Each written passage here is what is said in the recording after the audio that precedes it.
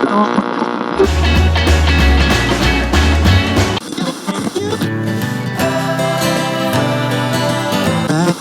socks.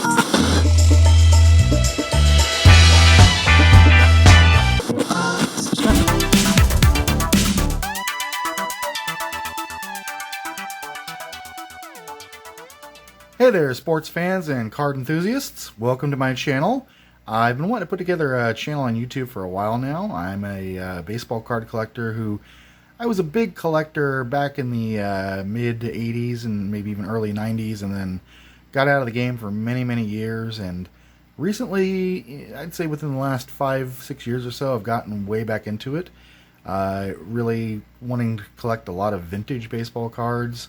Really pre-2000s and earlier. But I wanted to kick off this channel by kind of telling a story about how I got into baseball cards and why I became a Mets fan. You'll see a rendition or a model of the old Shea Stadium here in front of me. Just wanted to put that on the screen for everybody here.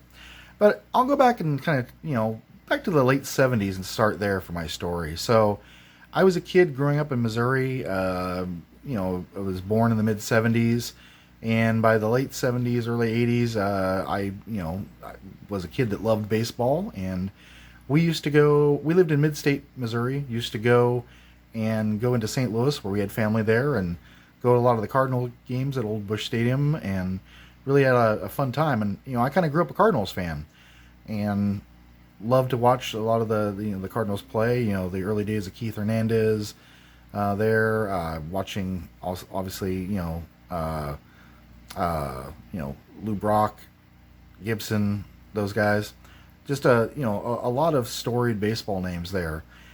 And like I said, I was a huge Cardinals fan, and then right around the time about 82, 83, I started really watching a lot of Cardinals games on TV from our home in mid-state Missouri, and was watching in early, I'd say, April of 1983, and the Cardinals played the Mets, New York Mets. And I really didn't know much about the Mets. Had seen them play a couple of times, but they were kind of a last place team. Didn't have a whole lot of enthusiastic guys on the team that I really liked. But I was watching, and there was this one player that I just became enamored with. Just absolutely became enamored with this guy. He was a tall, lanky guy, outfielder, had a sweet, sweet swing, and really kind of liked watching him play. Of course, most of you may know who I'm talking about by now, Darryl Strawberry. Watched him in those early games in April and '83, and I just kind of fell in love with Darryl Strawberry. Flash forward to, it was June of 1983, and we had tickets to go to Busch Stadium and go see a game. It was June 28th, actually. And we were at that game, and of course, they were playing the Mets. And the Mets absolutely clobbered the Cardinals that day. It was 10-1 was the final score. And the player that I became enamored with earlier in the year, Darryl Strawberry, he absolutely clobbered 2 massive home runs in that game. He was 2 for 5, but both of his hits were absolute moonshot home runs. And that was it. I was sold. I was a Darryl Strawberry fan, from that day on. And I really kind of started slowly gravitating toward becoming a Mets fan. I started reading up a lot of the history of the Mets, followed everything that Darryl Strawberry was doing, soon started watching other Mets like Hubie Brooks, Mookie Wilson, and these early 80s Mets that were really kind of fun to watch. And then, the Cardinals traded Keith Hernandez over to the Mets, and that was beyond Strawberry. That was kind of the big point in my life. I was like, okay, I think I'm a Mets fan now. So in '83 also was another big pivotal moment in my life, where we moved from Missouri out to Las Vegas. And in doing so, that was in October of '83. And in doing so, I immediately became friends with my next door neighbor. There's a Filipino family, and they had they had 2 sons. One of the sons was, I'd say, about 3-4 years older than me. The other one was much older.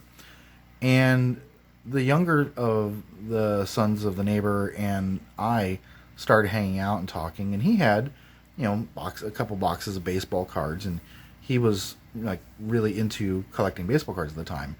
And so my first exposure really to baseball cards was going through these boxes with him. And he had a whole bunch of like 82 Fleers, which these are what 82 Fleers look like. I'll let the camera kind of focus here. 82 Fleers. I have a warm place in my heart for these cards. They're not the prettiest looking cards in the world, but for some reason they're really kind of cool cards. You know, there's Ray Knight, became a member of the 86 Mets. So I've always had a soft place in my heart for these cards. So he gave me a bunch of these, and we soon started trading others, and you know, got into 83 and 84, and there was a lot of kind of baseball card talk between him and I. And in 1984, I bought my first pack of baseball cards of myself. I saved up allowance and bought a pack of 1984 Topps baseball cards. And what we're going to do here today is we're going to open about 4 of these packs here. And the reason we're going to do this is that it was the second or third card of the very first pack of baseball cards I ever bought was this card right here.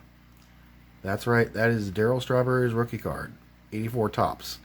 Actually, his real rookie card is 83 Topps traded, but for all intents and purposes, and at the time in the 80s, this was considered, Darryl Strawberry's rookie card. And this was a huge win for me, being a big Darryl Strawberry fan and becoming a Mets fan. This was, getting this card as the second or third card in the pack was a huge win, a huge deal for me. And I know my camera is trying to focus here on it, so I'll take that out of the way. But I figured what we do today, in my kind of first video here of kicking off a number of videos where I'm going to be talking about vintage cards, opening up some old wax packs and rack packs and doing things of that nature, is I figured, we just go and, open up about 4 packs of 84 Topps. So let's get to it. See what we got here. And again, 84 Topps, these came with, gum like all the Topps packs did. So this is a pack of 84 Topps. Of course, these are hard to get into. Now, a lot of times, people will repack these and kind of fake this stuff. So I have no idea how legit these are going to be or not, but I figure it's worth taking a shot at. There's the gum. You can see it in there. There's old gum broken up. I mean, that gum looks pretty old. So, I mean, they do save old gum when they redo packs, but let's just see what we got here. There's the gum stain card there. And let's see, it's got the promotional piece that they always had in those.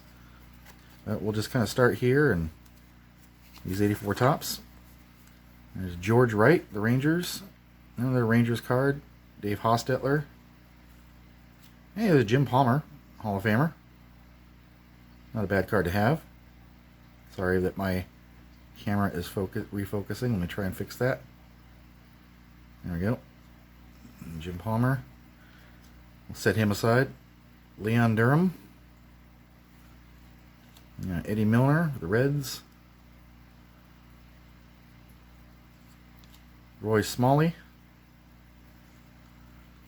There's a David Green, Cardinals. I do remember him. Yep. Milt May. I remember him too. Frank Howard, Mets manager. I do remember him. Hey, there's a Ricky Henderson highlight. Not a bad card. This was not number 2, I think. Yep, number 2 in the series. Again, sorry for the focusing issue here. I'm doing this on my cell phone because I don't have the best camera set up right now, so future videos will obviously be a little bit better. I'll try and reshuffle this again. Let's see if that helps. How about if we, try a little light here and see if that does. That might help a little bit. There we go. Well, I'm still trying to focus. Yeah. Let's do the best we can here. John Candelaria. There's Joaquin Andujar. Another guy I remember a lot from the 80s. There's Tim Wallach. He was a good player back in the day, back in the 80s. And lastly, Reed Nichols of the Red Sox. All right. That was the side. Let's see. put a couple of those aside. Put the Henderson and the Jim Palmer aside. Let's move on to pack 2 now. See what we got here.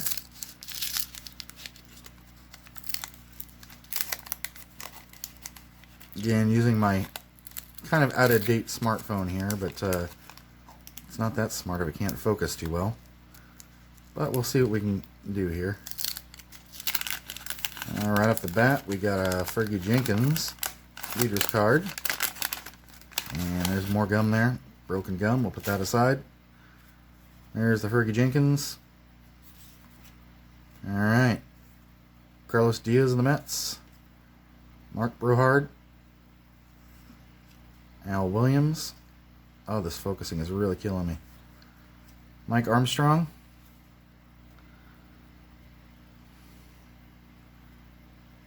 Alright. Wayne Tolleson. Benny Ayala. He was a guy I never liked in the 80s. I don't know why. He just bugged me. Another guy I didn't like in the 80s. Jim Bibby. I had a thing with the Pirates. Pirates faced the Mets quite a bit, and it was always a challenge. There's the promotional card. There's a AL stolen base leaders. Dave Lopes, Campaneris, Omar Moreno. Enos Campbell with the Tigers. There's 83 stolen base leaders. Tim Raines and Henderson, that's a good card. Yeah, not too shabby. I'll put that aside. And we got another decent one. We got Seaver, Ryan, and Carlton. Active career strikeout leaders. And we got Gene Tennis, and we got another leader card. It's crazy. This is the active AL save leaders. Has Goose Gossage, Raleigh Fingers, and Dan Quisenberry.